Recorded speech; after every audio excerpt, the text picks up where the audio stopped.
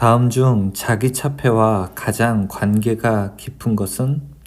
자기차폐라고 하는 것은 이렇게 예를 들어 자석이 있을 때 이 자석에서 나오는 자기장이 뚫지 못하는 그러한 것을 우리가 자기차폐라고 부르게 됩니다. 따라서 이 자기차폐를 할 때에는 어떤 물질, 이 자기장이 뚫지 못하는 물질로 보호를 해야 되는데 그것을 우리가 이 재료를 강자성체라고 부르게 되죠. 강자성체는 대표적으로 니코철망, 니켈, 코발트, 철, 망간이 있습니다. 답은 강자성체입니다. 4옴, 6옴, 8옴의 세계 저항을 병렬로 접속했을 때 합성 저항은 약 얼마인가 물어보고 있죠. 저항이 이렇게 하나, 그리고 둘, 그리고 3개 있게 되면은 이게 4, 6, 8일 때 합성 저항 구하는 것은 이것 4분의 1 플러스 6분의 1 플러스 8분의 1 분의 1 이렇게 계산을 할 수가 있습니다. 이렇게 계산을 한다면은 답이 약 1.8461 이렇게 나오게 될 거고 답은 1번이 되겠네요. 전류에 의한 자기장의 방향을 결정하는 법칙은 전류가 흘렀을 때 자기장의 방향이 있고 그 다음에 전류가 흘렀을 때 어느 경우에는 자기장의 크기를 물어보는 경우도 있습니다. 이 두 가지를 물어볼 때 우리가 방향으로 물어보게 된다면 앙페르의 오른나사 법칙이 되는 거고요. 그 다음에 크기를 물어보게 된다면 이때는 비오 사바르의 법칙이 됩니다. 따라서 이번 문제의 답은 앙페르의 오른나사 법칙이라고 할 수 있습니다. 구리선의 길이를 2배, 반지름을 2분의 1로 할 때 저항은 몇 배가 되는가 물어보고 있습니다. 일반적으로 우리가 저항의 식 R은 로, 그 다음에 A분의 L 이렇게 식을 정리할 수 있습니다. 여기에서 길이가 2배가 된다고 하니까 분자에 해당하는 길이는 2를 곱하게 되고요. 그 다음에 반지름이 2분의 1로 된다고 했으니까 이 면적 A라고 하는 것이 파이 R의 제곱인데 자 이것이 파이 그 다음에 2분의 R의 제곱이 됩니다. 그러면 결국 이 면적은 어떻게 되냐면은 바로 4분의 1이 되겠죠. 그래서 곱하기 사실상 4분의 1이 되는 것과 같습니다. 그러면은 분자는 2배고 분모는 4분의 1배니까 여기는 8배가 되겠네요. 저항은 8배로 증가하게 됩니다. 답은 4번이죠. L 헨리 C 페럿을 병렬로 결선하고 전압 V볼트를 가할 때 전류가 0이 되려면 주파수 F는 몇 헤르츠여야 하는가 물어보고 있습니다. 이러한 문제는 우리가 공진 주파수를 물어보는 문제가 됩니다. 이 공진 주파수는 직렬이든지 병렬이든지 식이 같게 되는데요. 바로 2파이 루트 LC분의 1이 되게 됩니다. 답은 4번이 되죠. 이 쿨롱의 전기량이 두 점 사이를 이동해서 48의 줄에 일을 하였다면 이 두 점 사이의 전위차는 어떻게 되는가 물어보고 있습니다. 이 전위차 V를 물어보는 것이고 자, 이 쿨롱이라고 하면은 우리가 전기량 Q가 되고 한 일은 우리가 W가 되니까 이 W, Q, V 세 가지의 관계에서 식을 뽑아야 됩니다. 한 일이라고 하는 것은 전위차 곱하기 전기량이 되고요. 그 다음에 전기량이라고 하는 것은 V분의 W가 되고요. 여기에서 문제에서 V는 Q분의 W가 되니까 한 일, 48줄의 일을 2쿨롱이 하게 됐을 때 우리는 1쿨롱당 24만큼의 일을 해서 이것을 24볼트라고 부르게 됩니다. 답은 2번입니다. 강자성체의 투자율에 대한 설명이다. 옳은 것은 무엇인가? 투자율이라고 하는 것은 얼마나 자기장을 잘 투과시킬 수 있느냐 그렇게 생각을 해도 됩니다. 1번 투자율은 매질의 두께에 따라서 비례하게 된다. 그리고 2번 투자율은 자화력에 따라서 크기가 달라지게 된다. 그리고 3번 투자율은 큰 것은 자속이 통과하기 어렵다. 4번 투자율은 자속 밀도에 반비례한다. 4개의 보기가 있게 되는데요. 그 2번이 옳은 표현입니다. 투자율은 자화력에 따라서 그 크기가 달라지게 됩니다. 뿐만 아니라 투자율은 온도에 따라서도 바뀌게 됩니다. 그림과 같은 회로에서 RC 임피던스는 얼마인가 물어보고 있습니다. 이 그림은 R과 C가 병렬로 되어 있는 그림이 되는데요. 여러분, 이런 그림은 사실 조금 어렵게 생각될 수도 있어서 제가 풀이를 굳이 유도하는 것은 원하지 않습니다. 그래도 저는 해설에서 풀이를 해야 되기 때문에 간단하게 풀이를 쓰게 된다면 이것은 루트 R의 제곱 플러스 오메가 C의 제곱 분의 1, 거기에다가 병렬이기 때문에 분의 1 이렇게 계산을 하게 됩니다. 이렇게 계산하면은 이거는 R 분의 1의 제곱 플러스 오메가 C의 제곱 분의 1, 또 이렇게 놓을 수 있게 되는데요. 이 식은 보기의 답 2번과 같게 됩니다. 여러분, 이렇게 식을 그냥 보고 이 문제에 대해서는 암기하는 것도 좋은 학습법 중에 하나라고 할 수 있습니다. 다음은 연축전지에 대한 설명이다. 옳지 않은 것은, 연축전지라고 하는 것은 우리가 납축전지를 뜻하게 됩니다. 납축전지에서 2번 충전 시 양극은 PbO가 된다고 했는데 이것은 PbO가 아니라 PbO2 이산화납이 되고요. 음극은 PbSO4가 되는 것이 아니라 음극은 그냥 Pb가 되게 됩니다. 따라서 보시는 것 중에서 답은 2번이 됩니다. 4Wh는 몇 줄인가 물어보고 있습니다. 1줄이라고 하는 것은 1Wsec가 됩니다. 지금 보시는 것은 4Wh인데요. 그러면은 우리가 1Wh라고 하는 것은 어떻게 해야 될까요? 이것은 1 곱하기 그 다음에 1H라고 하는 것을 초로 바꾸게 되면은 60 곱하기 60이 되니까 이것은 3600줄과 같게 됩니다. 자, 이때 4Wh라고 하는 것은 4 곱하기 3600줄이 되니까 이것은 14400줄이 됩니다. 따라서 답은 4번이죠. R은 오hm, L은 2헬리인 직렬회로의 시상수는 몇 초인가 물어보고 있습니다. 시상수라고도 할 수 있고 우리가 시정수라고도 할 수 있죠. 정상치 63.2%에 다다라는 시간이라고 볼 수 있는데요. RL 직렬회로에서는 이 시상수를 우리가 타우라고 하게 되고 이것은 간단하게 R분의 L 이렇게 하면 계산할 수 있습니다. 그러면은 5분의 2가 되고요. 이것은 0.4초가 됩니다. 답은 4번이죠. 평양 삼상 교류회로에서 델타 결선할 때 선전류 IL과 상전류 IP와의 관계 중에서 옳은 것은 무엇인가 물어보고 있습니다. 이렇게 델타 결선을 할 때 선관전압과 상전압은 같지만 여기에 바로 흐르는 상전류 IP와 그 다음에 이쪽으로 흐르는 선전류 IL과의 관계는 특정 상수 관계의 크기만큼 다르게 됩니다. 무엇이 더 크게 될까요? IL이 더 크게 됩니다. 즉 IP에다가 루트 3배를 한 것이 IL이 되게 됩니다. 그래서 IL은 루트 3 IP가 되는 답은 3번입니다. 다음 중 전자력 작용을 응용한 대표적인 것은 어떤 것인지 물어보고 있습니다. 이 전자력이라고 하는 것은 무엇일까요?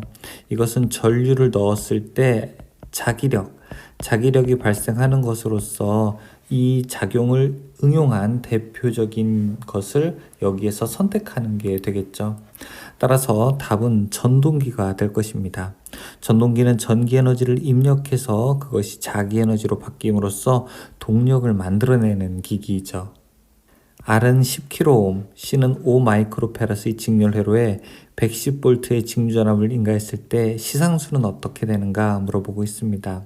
시상수, 시정수 같은 말입니다. 자, 여기에서는 RC 직렬회로를 이야기하고 있죠. RC 직렬회로에서는 시상수 구하는데 전압은 필요가 없게 됩니다. 그냥 R 곱하기 C만 하면 돼요. 10kg, 그러니까 만이 되네요. 그쵸? 만 곱하기 5 곱하기 10의 마이너스 6승 이렇게 계산을 할 수 있는데요. 이 값은 계산하게 되면 0.05세크가 됩니다. 그런데 0.05로 여기서 나타난 것이 없으니까 0.05초와 같은 것은 50ms가 되겠네요. 답은 2번이 되죠. 최대값 10A인 교류전류의 평균값은 약 얼마가 되는가 물어보고 있습니다. 이 최대값에 곱하기 0.707을 하게 되면은 이 값은 실효값이 되는 거고요. 그 다음에 최대값에 곱하기 0.637을 하게 되면은 이 값은 평균값이 됩니다. 여기에서는 지금 평균값을 물어보고 있기 때문에 63.7%를 곱해야 되겠죠. 10A 곱하기 0.637, 그 값은 6.37이 나오게 될 거예요. 답은 4번이 됩니다.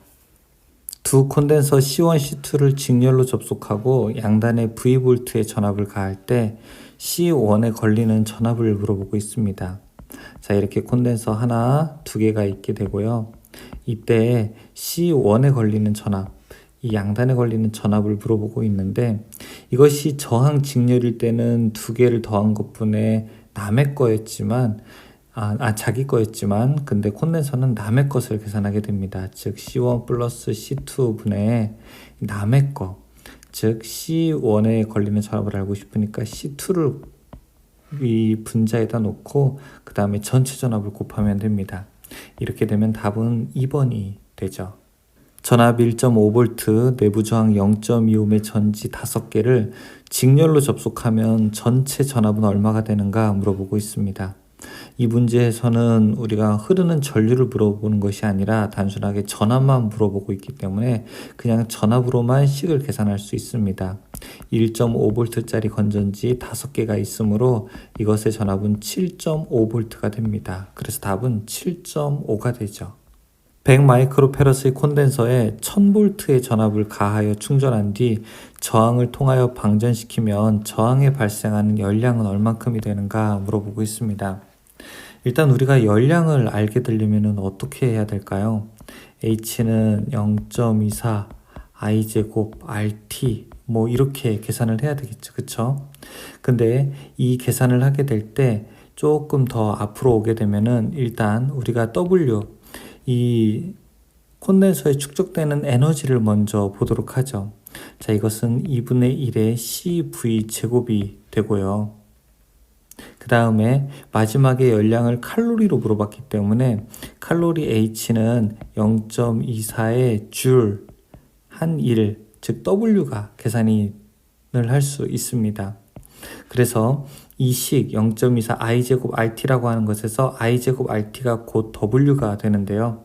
그러면 식 H는 어떻게 될까요? 0.24 곱하기 I제곱 RT, 즉 W 값을 계산하면 되는데 이때는 2분의 1에다가 CV제곱 곱하기 C 값이 100 곱하기 10의 마이너스 6승이 되고요. 그 다음에 V 값 1000의 제곱이 되니까 자, 이렇게는 약분될 수 있겠죠. 그러면은 0.24 곱하기 2분의 100, 즉 0.24 곱하기 우리가 50을 계산할 수 있게 되고 이 값을 계산한 총 결과는 12칼로리가 됩니다. 답은 3번이 됩니다. 히스테리시스 손은 최대 자속 밀도에 몇 승에 비례하는가 물어보고 있습니다. 이 히스테리시스 손실이라고 하는 것은 최대 자속 밀도의 1.6에서 2 사이에 비례하게 됩니다. 이것은 우리가 실험식 스테인메츠식이라고 부르게 되는데요. 1.6에서 2 사이이므로 답은 2번 1.6이라고 할 수 있습니다. 가문의 수 200K 코일 P와 300K 코일 S를 가까이 놓고 P의 1A의 전류를 흘릴 때 S와 쇄교하는 자속이 4 곱하기 10의 마이너스 4승 웨버였다면 이들 코일 사이의 상호 인덕턴스는 얼마가 되는가 물어보고 있습니다. 자, 여기 프라이머리 코일 P를 놓고요. 그 다음에 여기는 세컨더리 코일 S를 넣게 되는 것이죠. 그 다음에 여기에다가 1A를 흘렸을 때 이런 이야기를 하게 되는 겁니다. 여기에서 이쪽으로 가는 거, 이것을 우리가 상호 인덕턴스 M이라고 부르게 되는데 이 상호 인덕턴스 M의 식은 I1 분의 그 다음에 N2의 파이예요. 즉 1차 측의 전류와 2차 측의 권수와 관계가 있게 되는데요. 1차 측에 흐르는 전류가 1A였고 2차 측의 권수가 300회, 그 다음에 자속이 4 곱하기 10의 마이너스 4승이었으므로 이 값을 계산하게 되면 0.12 헨리가 나오게 됩니다. 즉 상호 인덕턴스는 우리가 0.12 헨리라고 볼 수 있습니다. 답은 1번이 되죠. 부홀즈 계전기의 설치 위치로 가장 적당한 것은 무엇인가? 부홀즈 계전기라고 하는 것은 이렇게 변압기에 주 탱크가 있을 때 주 탱크와 변압기 유해 열화를 방지하는 콘서베이터 사이에 설치를 하게 됩니다. 따라서 변압기 주 탱크와 콘서베이터 사이에 설치한다의 답은 4번이 됩니다. 동기기의 자기여자 현상의 방지법이 아닌 것은 이라고 물어보고 있습니다. 자기여자라고 하는 것은 스스로 여자가 되는 것을 우리가 의미하게 되는데요.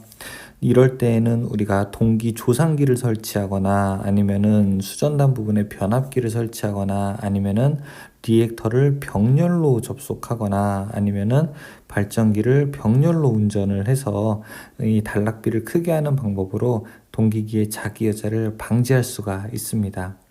따라서 단락비를 크게 하는 거, 그 다음에 리액턴스를 접속하는 거, 그 다음에 변압기를 접속하는 방법은 방지법이 되는데 3번의 발전기를 직렬로 연결하게 되는 것이 아니라 이것을 병렬로 연결해야 됩니다. 따라서 답은 3번이 아닌 것이 되겠죠. 사각 60Hz 슬립이 5%인 유도전동기의 회전수는 몇 RPM이 되는가 물어보고 있습니다. 이 회전수라고 하는 것은 N은 1 빼기 슬립에다가 NS를 계산하게 되죠. NS는 동기속도죠. 그러면 여기 1 빼기 슬립에다가 NS는 P분의 120F가 되고요. 자, 이대로 하나씩 넣어보게 되면은 1 빼기 0.05 그리고 극수가 사극이고 120 곱하기 60을 하게 되면은 여기는 동기속도는 1800 정도가 나오게 되고 1800 곱하기 0.95 정도가 되겠네요. 그러면 답은 1710 RPM이 되는 것입니다. 전기자 저항 0.1옴, 전기자 전류 104A, 유도기 전력 110.4V인 직류 분권 발전기의 단자 전압은 어떻게 될까요? 직류 분권 발전기, 즉 처음에 분권 발전기를 그림으로 그리게 되면은 이렇게 계자가 있고 그 다음에 전기자 저항과 이렇게 전기자가 놓을 수 있죠. 유도기 전력, 처음에 만든 전기가 여기서 110.4V라고 하게 됩니다. 이때 전기자 저항이 0.1옴이 되니까 여기에 흐르는 전류 104A라면은 이 전기자에서 깎아먹는 전기자의 전압 강하는 104와 그 다음에 0.1을 곱해서 10.4V가 전압 강화가 일어나게 됩니다. 즉 단자 전압이라고 하는 것은 처음에 만든 것에서 전압 강화를 뺀 것이 단자 전압이 되는데요. 처음에 만든 것이 110.4V였으나 이 중간에서 깎아먹은 것이 10.4V가 돼서 이 전체 단자 전압은 100V가 되는 것을 볼 수 있습니다. 답은 2번이 됩니다. 효율 80%, 출력 10kW일 때 입력은 몇 kW인가 물어보고 있습니다. 우리가 어떤 기기든지 입력분의 출력을 효율이라고 말하게 됩니다. 그러면은 입력분의 출력을 효율이라고 부르게 된다면 우리가 입력이라고 하는 것은 어떻게 될까요? 입력이라고 하는 것은 효율을 분의 출력이 되겠죠. 여기에서는 출력이 10이었었고 효율이 0.8이니까 이것을 계산하게 되면 입력은 10보다 조금 더 큰 수 12.5가 되는 것을 알 수 있습니다. 답은 3번이 되죠. 동기발전기의 권선을 분포권으로 하면 어떻게 되는가 물어보고 있습니다.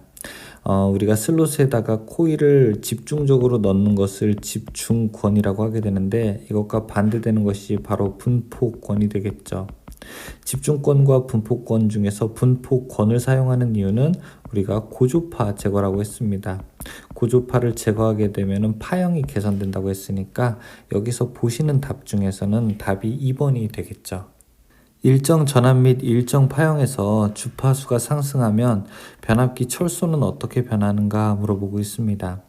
일단 주파수가 상승하고 변압기 철손만의 관계를 놓고 본다면 주파수가 올라가게 되면 변압기 철손은 더 증가하게 됩니다. 히스테리스손과 와류손이 더 증가하게 되죠. 그런데 여기 문제에서는 일정 전압이라고 조건을 걸게 됐죠. 일정 전압에서는 최대 자속 밀도가 낮아지기 때문에 오히려 철수는 더 감소하게 됩니다. 그래서 여러분들이 그냥 주파수가 상승하면 변압기 철수는 증가하지만 일정 전압일 때는 오히려 반대가 된다라고 생각하시면 되겠습니다. 답은 2번이 되죠. 직류기에서 보극을 두는 가장 주된 목적은 무엇인가 물어보고 있습니다. 여기 직류기의 기본 구조는 NS 계자가 있고 그 안에 전기자가 돌아가는 것으로 볼 수 있습니다. 이때 전기자 반작용을 방지하기 위해서 이 반대쪽에다가 조그마한 극들을 넣게 되는데요. 이것이 바로 보극이라고 할 수 있습니다. 이 보극을 넣는 주된 이유는 바로 전기자 반작용을 약화시키면서 더 좋은 정류가 될 수 있도록 하기 위함이죠. 그래서 답은 3번 정류작용을 돕고 전기자 반작용을 약화시킨다가 답이 됩니다. 그림의 기호는 무엇인가 물어보고 있습니다. 소스, 게이트, 드레인으로 구성되게 되는 이 소자를 우리가 IGBT라고 부르게 됩니다. 대전력을 제어하는데 좋은 전력 소자죠. 1차 권수 3000, 2차 권수 100인 변압기에서 이 변압기의 전압비는 어떻게 되는가 물어보고 있습니다. 전압비라고 하는 것은 우리가 2차 권수분의 1차 권수로 계산을 할 수가 있죠. 지금 2차 권수가 100이라고 했고 1차 권수가 3000이 되니까 이 값은 30이 되고요. 우리가 전압비 혹은 권수비는 30이라고 답을 할 수 있습니다. 변압기 U가 구비해야 할 조건은 무엇인가? 이 변압기 안에서 변압기 철심과 코일에 발생하는 열을 외부로 방산하기 위한 매질로서 사용하는 것이 바로 변압기 U 혹은 절연유라고 부르게 되는데요. 이 절연유가 가지고 있어야 되는 조건은 여러 가지가 있습니다. 그 중에 가장 첫 번째 조건은 무엇이냐면은 바로 절연이 돼야 된다는 겁니다. 전기가 통하지 않아야 되는 것이죠. 전기가 잘 통하지 않아야 된다라고 하는 것은 절연 내력이 크다라고 하는 말과 같은 것입니다. 따라서 답은 1번 절연 내력이 커야 됩니다. 인화점은 높아야 하고요. 응고점은 낮아야 하고 비열은 커야 합니다. 반도체 사이리스터에 의한 전동기와 속도 제어 중에서 주파수 제어는 무엇이라고 할까요? 우리가 직류를 교류로 바꾸면서 원하는 주파수로 만드는 방법이 있게 되는데요. 이렇게 직류를 교류로 바꾸는 것을 인버터라고 부르기 때문에 이런 제어를 우리가 인버터 제어다라고 하게 됩니다. 삼상 유도전동기의 회전 방향을 바꾸기 위한 방법으로 가장 옳은 것은 무엇인가 이렇게 물어보고 있습니다. 여기에 전동기가 있고 전동기에 삼상 전원을 공급하게 될 때 이 전동기를 역회전하기 위한 방법으로서는 회전 자개를 반대 방향으로 하게 되는 것이 필요한데요. 이렇게 S와 T 혹은 RS 혹은 RT 세 가닥 중에서 두 가닥의 결선을 바꿔주는 것으로써 우리는 반대 방향의 회전자기를 얻을 수 있습니다. 즉 3번처럼 전동기에 가해지는 3개의 단자 중에서 어느 2개의 단자를 서로 바꾸어주면 됩니다. 전압 제어에 의한 속도 제어가 아닌 것은 물어보고 있습니다. 속도를 제어하는 것은 우리가 전동기에서 아주 유용하게 사용하는 제어법이 되게 되는데요. 정지형 레너드식, 일그너식, 직병렬 제어 같은 것을 이용해서 우리가 전동기의 속도를 제어하게 됩니다. 그러나 4번의 경우 회생 제어라고 하는 것은 이것은 속도를 제어하는 것이 아니라 회생 제동이라고 하는 제동 방법, 즉 전동기를 세우는 방법에 들어가기 때문에 4번은 관계가 없다고 할 수 있습니다. 동기발전기의 돌발 단락 전류를 주로 제한하는 것은 무엇일까요? 이 동기 발전기에서는 돌발 단락전류, 영구 단락전류 이런 것들이 있게 되는데 돌발적으로 그러니까 단락됐을 때 흐르는 돌발 단락전류를 주로 제한하는 것은 누설 리액턴스가 됩니다. 그 다음에 상태가 지속될 때는 누설 리액턴스가 없어지게 되고 그때는 전기자 반작용 리액턴스라고 대답을 하게 되면 됩니다. 답은 누설 리액턴스가 됩니다. 6극 전기자 도체수 400 매극 자속수 0.01회버, 회전수 600rpm인 팝건 직류기의 유기기전력은 얼마가 되는가 물어보고 있습니다. 이것은 직류 발전기의 유기기전력 식을 물어봐야 되겠죠. 자, 이는 이렇게 계산할 수 있죠. P 자파이 그 다음에 60A분의 N 계산할 수가 있고, 이제 하나씩 넣으면 됩니다. 6극에다가 총 도체수 400, 자속수 0.01, 그 다음에 60에 여기는 팝건이라고 했으니까 병렬회로수는 2가 되겠죠. 그 다음에 우리가 회전수는 600이라고 했으니까 이 값을 전체적으로 계산하게 되면은 아마 120V가 나오게 될 겁니다. 답은 1번이 되겠네요. 다음 중 옥내에 시설하는 저압전로와 대지 사이의 절연저항 측정에 사용되는 계기는 무엇인가 물어보고 있습니다. 절연저항, 절연이 얼마나 잘 되어 있는지, 누설전류는 없는지 확인하는 건데요. 이 절연저항을 측정하는 것은 바로 매거가 됩니다. 답은 2번이 되죠. 단락비가 1.2인 동기발전기의 퍼센트 동기 임피던스는 약 몇 퍼센트인가 물어보고 있습니다. 단락비라고 하는 것은 퍼센트 임피던스 분의 100 이렇게 놓을 수 있고요. 여기서 퍼센트 임피던스는 단락비 K분의 100 이렇게 놓을 수 있습니다. 지금 여기에서는 단락비가 1.2라고 있기 때문에 100을 1.2로 나누게 되면 되고, 그러면은 이것은 83.3%, 100분율로 했을 땐 83.3%가 될 것입니다. 답은 2번이 되죠. 2극 3600rpm인 동기발전기와 병렬운전하려는 12극 발전기의 회전수는 몇 rpm이 되겠는가 물어보고 있습니다. 일단 하나의 발전기가 있게 되고, 자, 여기에 발전기를 또 하나 병렬로 연결한다라고 하는 거예요. 그런데 우리가 병렬로 발전기를 운전할 때는 두 개가 서로 전압도 같아야 되고 위상도 같아야 되지만 또 대표적으로 주파수도 같아야 되겠죠. 그래서 두 개의 주파수가 같게 하기 위해서 2극 3600rpm일 때 주파수가 얼마인지를 먼저 봐야 됩니다. 우리가 동기속도식 NS는 어떻게 됩니까? P분의 120F 이렇게 구할 수 있죠.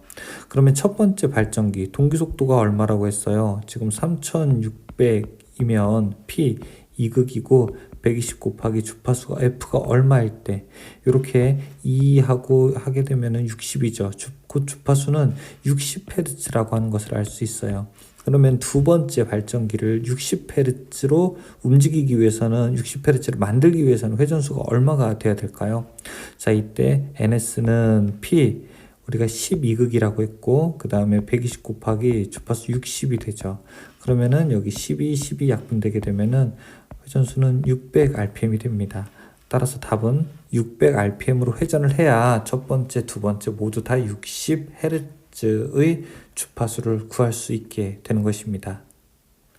다음 중 역률이 가장 좋은 단상 유도전 동기는 무엇인가 물어보고 있습니다. 역률과 효율이 좋다 이런 말을 하고 가정용으로 많이 쓴다 라고 하게 되면은 콘덴서가 있는 콘덴서형 전동기를 여러분들이 답을 들으시면 됩니다. 답은 콘덴서형 전동기입니다. 분권발전기는 잔류자속에 의해서 잔류전압을 만들고, 이때 여자전류가 잔류자속을 증가시키는 방향으로 흐르면 여자전류가 점차 증가하면서 단자전압이 상승하게 된다. 이 현상을 무엇이라고 하는가 물어보고 있습니다. 이것은 마치 우리가 은행에다가 저금을 하게 되면은 그 저축한 돈이 이자를 발생하고 또 저축한 돈과 이자가 발생해서 또 이자가 발생하는 그런 걸 우리가 복리라고 하게 되나요? 그런 것처럼 이 분권 발전기에서도 처음에는 작은 자속으로 시작하고 작은 전압을 만들지만 자속이 점점 커지고 전압이 점점 커지고 자속이 더 커지고 그 전압이 점점 더 커지게 되는 이러한 현상을 물어보는 겁니다. 이것을 우리가 전압이 확립이라고 이야기하고요. 이것은 스스로 전압을 적정하게 유지하는 상태까지 가는 것을 이야기합니다. 작업면에서 천장까지의 높이가 3m일 때 조명인 경우에 광원의 높이는 얼마가 되는가 물어보고 있습니다. 근데 이 문제는 좋은 문제가 아닙니다. 그리고 이 문제는 문제상 약간 오류가 있으므로 여러분 그냥 넘어가셔도 됩니다. 문제에서는 이런 것들을 원래 요구한 거였어요. 작업면에서 보통 우리가 작업면이 이렇게 책상이라고 한번 해보죠. 이 작업면에서부터 천장까지의 높이가 여기가 3m였고, 자 이때 조명인 경우에 광원의 높이가 얼마냐라고 물어봤는데, 광원이라고 하는 건 이렇게 안에 조명이 달려 있으니까 이 높이가 얼마냐 이런 것들을 물어봐야 되겠죠. 근데 이제 이럴 때는 천장부터 조명까지의 높이가 1m일 때라고 해야 되니까 여기가 이제 2m가 되는 건데, 여기서는 좀 충분한 조건을 주어지지 않았습니다. 그래서 여러분들이 이 문제는 그냥 넘어가셔도 괜찮습니다. 답은 어쨌든 2m가 되는 문제였습니다. 금속관 공사에서 관을 박스 내에 고정시킬 때 사용하는 것은 무엇일까요? 이렇게 박스가 있을 때 이렇게 금속관이 박스와 결합을 할 때 바깥쪽과 안쪽 모두 다 너트로 체결해야 되는데, 그 너트의 이름을 로크너트라고 부르게 됩니다. 답은 2번이 되죠. 전선로의 종류가 아닌 것은 무엇일까요? 우리가 관련된 규정에서 정의하고 있는 전선로는 땅으로 가는 지중 전선로, 공중으로 가는 가공 전선로, 물 밑으로 가는 수저 전선로, 그 다음에 물 위로 가는 수상 전선로, 그 다음에 건축물의 옆으로 가게 되는 옥측 전선로, 그 다음에 건축물의 위로 가는 옥상 전선로, 그 다음에 터널 내 전선로가 있습니다. 이렇게 7가지가 대표적인데, 지금 여기에 해당되지 않는 것은 4번 산간 전선로라고 하는 것은 없습니다. 답은 4번이 되죠. 셀룰로이드, 성냥, 석유류 등 기타 가연성 위험물질을 제조 또는 저장하는 장소의 시설에서는 안 되는 배선은 무엇일까요? 자, 이렇게 셀룰로이드, 성냥, 석유 이렇게 어려운 말 나오게 되면은 우리가 3글자만 기억한다고 했어요. 무엇이었죠? 합금, 네, 맞아요. 합금 K입니다. 합성 수지관, 금속관, 케이블이 가능하죠. 3가지가 아닌 것, 여기에 합금 K가 나와 있으니까 3가지가 아닌 것, 애자는 사용할 수가 없게 됩니다. 답은 1번이 돼요. 홀더용 일종 케이블의 약호는 무엇인가 물어보고 있습니다. 자, 이 문제도 출제의 빈도는 이때가 처음이자 마지막 문제였던 것으로 기억을 하게 됩니다. WCT는 리드용 일종 케이블, 그 다음에 WNCT는 리드용 제2종 케이블, WRCT는 홀더용 일종 케이블, WRNCT는 홀더용 2종 케이블을 의미하게 됩니다. 그래서 답은 3번이 되죠. 다음 중 단선의 브리타니아 직선 접속에 사용되는 것은 무엇인가 물어보고 있습니다. 단선의 브리타니아 접속이라고 하는 것은 굵은 선에 사용하는 거죠. 이렇게 하나 선이 있고 또 하나 선이 있을 때 서로 꼬지 못하기 때문에 어떤 보조선을 이용해서 이렇게 우리가 감아주게 됩니다. 제가 지금 그린 이 파란색 선, 이런 것들을 우리가 조인트 선이라고 부르게 됩니다. 그래서 답은 1번이 됩니다. 배전반 및 분전반의 설치 장소로 적합하지 못한 것은 어떻게 될까요? 배전반이나 분전반은 우리가 전원을 투입하고 차단하는 곳이죠. 이런 곳들은 쉽게 우리 눈에 띄는 곳에 있어야 되는데요. 전기 회로를 쉽게 조작할 수 있는 장소 맞습니다. 개폐기를 쉽게 조작할 수 있는 장소 맞아요. 안전된 장소도 맞지만 은폐된 곳에는 설치를 하면 안 됩니다. 이런 것들은 숨겨두면 안 돼요. 답은 4번이 되죠. 다음 중 나전선 상호간 또는 나전선과 절연전선 접속 시 접속 부분의 전선의 세기는 일반적으로 어느 정도 유지해야 하는가 물어보고 있습니다. 이렇게 전선이 있는데 이 전선이 양쪽으로 당겼을 때 100kg까지 견딜 수 있다고 해보죠. 그러면 전선과 전선 하나를 연결했을 때는 적어도 80kg 이상은 유지를 해야 됩니다. 즉 80% 이상 그 힘을 유지해야 되는데요. 그래서 20% 이상 감소시키지 않아야 된다라는 말과 함께 80% 이상 유지해야 된다가 같은 의미를 가지고 있습니다. 답은 1번이 됩니다. 다음 심벌의 명칭은 무엇인가 물어보고 있습니다. 자, 이렇게 동그랗게 되어 있고 구멍이 2개 있다면 이것은 콘센트를 의미하게 됩니다. 여기 콘센트의 한쪽을 까맣게 하게 되면은 벽에다 붙이는 용도, 여러분들 집에 있는 벽에 붙어 있는 콘센트를 의미하게 됩니다. 어쨌든 벽붙이 콘센트이지만 콘센트의 한 종류, 답은 3번이 되죠. 주상변압기의 고저압 혼촉 방지를 위해 실시하는 2차 측의 접지 공사는 무엇이 될까요? 변압기에서 설치하는 접지, 변압기는 대부분 다 제2종 접지 공사를 하게 됩니다. 답은 2번으로 할 수 있어요. 가요전선관에 사용하는 부속품이 아닌 것은 무엇인지 물어보고 있습니다. 가요전선관 상호를 연결하는 부속품은 우리가 스플릿 커플링이라고 하게 되고요. 가요전선관과 금속관을 연결하는 것은 우리가 컨비네이션 커플링이라고 부르게 됩니다. 그리고 가요전선관을 서로 구부려져 있는 곳에 연결을 하게 될 때는 이런 것은 앵글 박스 커넥터를 사용하게 되는데, 유니온 커플링이라고 하는 것은 금속관의 배관 커플링에 사용하는 것이기 때문에 이것은 답이 아니게 됩니다. 답은 4번이 해당합니다. 2종 접지공사의 저항값을 결정하는 가장 큰 요인은 무엇일까요? 1종, 2종, 3종, 특3종 접지 중에서 2종은 조금 접지 저항 구하는 방법이 다르게 되는데요. 바로 접지 저항값은 일선 지락전류 분의 150으로 계산을 하게 됩니다. 그래서 2종 접지 공사의 경우에는 일선 지락전류에 의해서 접지 저항값이 결정되게 되는 것이죠. 답은 4번이라고 할 수 있습니다.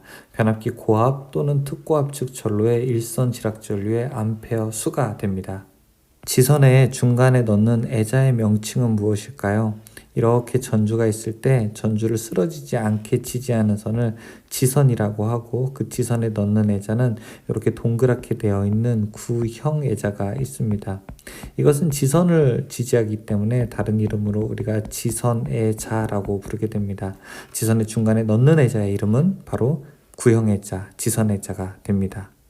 가공 전선로의 지지물에 시설하는 지선의 안전율은 얼마 이상이어야 되는가? 자, 이렇게 건축 지지물이 있을 때 이걸 지지하는 선을 우리가 지선이라고 불렀었죠. 이 지선은 본래 자기가 견디어야 할 힘보다 몇 배, 2.5배 정도까지 더 버틸 수 있어야 됩니다. 이것을 우리가 안전율, 여유율이라고 부르게 되는데, 지선은 2.5가 됩니다. 가스 절연 계팩이나 가스 차단기에 사용되는 가스인 SF6의 성질이 아닌 것은 무엇인지 물어보고 있습니다. SF6라고 하는 것은 육불화황 가스인데요. 굉장히 성능이 다 공기보다 좋다라고 대답을 하는 것이 일반적으로 쉽게 답을 맞출 수 있는 방법입니다.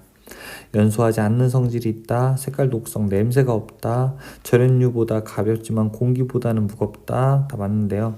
이 공기 25배 정도로 절연 내력이 낮다가 아니라 공기보다 더 낮다가 됩니다. 그래서 이거는 우리가 맞춤법을 잘 아시는 분이 맞출 수 있다, 저는 그렇게 생각을 해요.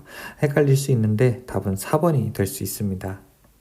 다음 중 차단기를 시설해야 하는 곳으로 가장 적당한 것은 어디인가 물어보겠습니다. 차단기를 시설하지 말아야 될 곳을 일단 찾아야 되는데요. 차단기를 설치하지 말아야 될 곳은 우리가 중성선, 여기 절대 안 되죠.